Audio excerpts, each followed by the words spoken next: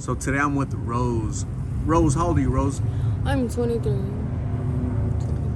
And I told you, I approached you and I told you that the purpose of my channel is to create prevention through awareness. By you having the courage to share your story, you could actually help prevent a youngster from coming out here to the streets. The youngest person I've seen out here, Rose, was 13 years old. What's the youngest person you've seen out here? The youngest person I've seen out here so far is only 18 now. Okay. And are you using blues? Yeah.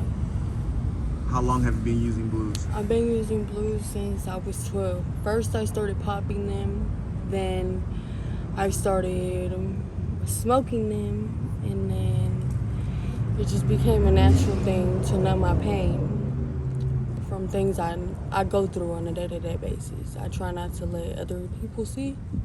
Like, for instance, like when I was younger, I had a pimp, for instance, and I started at 12 years old. So when I was 12, I was on 27th in Indian school, the Blade. There's a car wash over there, and then from 27th in Indian school went to McDowell, and then McDowell to Thomas, just around, you know. So all those scars on you? Yeah, all these ones right here. That's from your This pimp is a harming you? burn. Yeah, and then I naturally became a cutter due to that. So that's the trauma you've experienced in your young life, like 10 years of just trauma. yeah, pretty much. And that's what you're trying to numb. That's the pain you're trying to numb with these pills. It's like an everyday addiction. Like, I can't close my eyes. Because when I close my eyes, I mean, like, I literally see just everything, like, replaying and replaying. It's like an ongoing cycle. You relive the trauma that you've experienced over and over, basically. Yeah. Have you tried professional therapy to help you, like a counselor, a therapist, to help you talk about these issues? To maybe there's hope for you to deal with these traumatic, because I think you're suffering from PTSD, post-traumatic stress disorder. Yeah, I mean, like, when I was in a group home, they couldn't, my family, we got taken away, so the group home had me in their home. I, like, became a child of that PTSD, post-traumatic stress disorder. And then like, everything that happened when I was in the group home just added to me being out here on the streets and turning into the person I am now. It just made me have more background on what not to do, but in certain situations to provide for yourself out here, you have to do it. And even if it's not by force or force, it still takes a toll on you because it hurts you, you know what I'm saying? Like, it breaks you inside and out. Inside, you're broken, you feel empty, you feel lost, you feel scared, you feel confused. And you put a beautiful smile on for everybody to see you're happy, you're okay, you know? But in all actuality, you really be broken. And I really don't know what happiness feels like. I ain't felt it in years, honestly. I don't know, it's just like it becomes a natural thing for you, for natural people to just constantly use you for everything. And it's just easy for it to just be okay with you. You sit well with it because you're so used to it, you're comfortable with it. But you're disgusted with yourself. You can't look in the mirror Because you see that lost girl, that lost, scared girl running because she's lost. But she has it all figured out on the outside. But deep down, she's lost. But you know you can't blame yourself for what happened to you as a young girl. It's not your fault. I think you're worth so much more. The world needs to discover who you are, and it sounds like you blame yourself for what's happened to you, and your self-esteem is really low. When in actuality, you're a victim. You're a victim, and you're victimizing yourself because you're blaming yourself, and that's not fair. You're not being fair to yourself. You need to give yourself an opportunity. You know, when I look at you, I look at somebody with so much potential and hope in this life.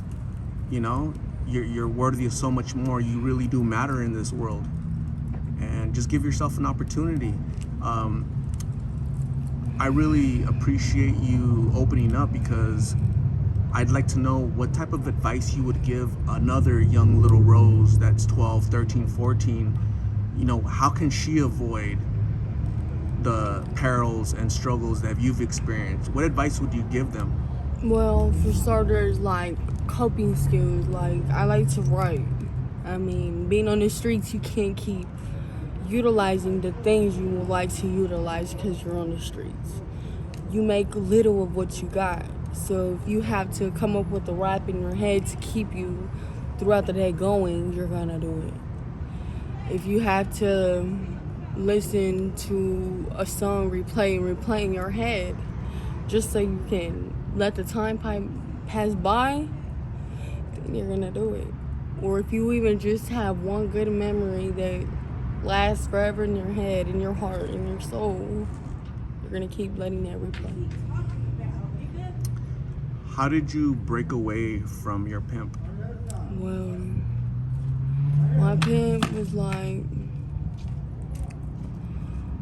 he was aggressive, tormenting. He was the type of person to just throw me outside and tell me, go get my money. Bitch, if you don't go get my money, I'm gonna beat your ass. Or come over here and clean up this, or come clean up that. Or literally strip me down.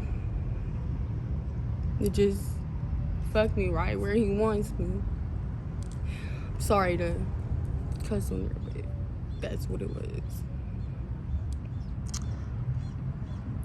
Do you have any type of family at all?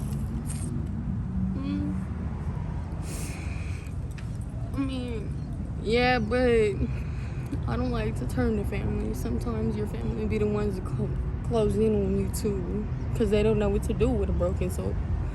They don't know how to help them, so they just let them be by themselves.